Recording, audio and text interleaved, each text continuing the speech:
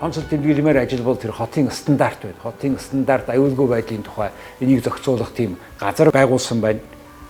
Тэгээ одоо Улаанбаатар хотын гудамжийг жишээлбэл дэлхийн одоо бусад томоохон хотын жишгээр Торонтогоор ч юм уу те. Жишээлбэл иж бүрэн гудамж гэдэг. Гэхдээ ийм стандарт байх ёстой ш. Зам нь хэд байхын өргөн нь Улаанбаатар хотын замыг өргөжүүлэх боломжгүй хулгайлаад авцсан ш. Тэгээ энийг нүүлгэж бүгдээр ингэж болохгүй гэхдээ тэнчэнээс юу ч гэсэн 30-40 газрыг 43 иргэн аж ахуйн нэгжүүдийн хууль бус гэсэн газруудыг буцааж авч байгаа ч зөв ш. Тэгээ явган хүний гарцгаж ямар байх юм, автомашины зогсоол гэж юу байх юм, автобусны зогсоол гэж юу байх юм, хогийн сав гэж юу байх юм гэд ийм 14 стандарт гаргацсан байна ш.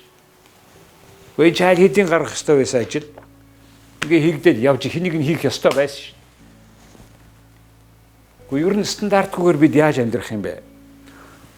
Альва нэг улсын нийслэл гэрээ авчирч юм уу, майхнаа авчирч барьчихад өөрөөгөө хотын иргэн болгоно гэж болохгүй ш. Тийм учраас өнөөдөр Улаанбаатар хот жилд 2500 гал гарч байгаа.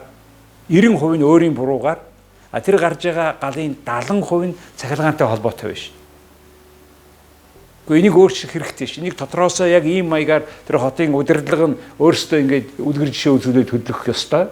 Энэ ажил эхэлж байгааг дэмжиж байна.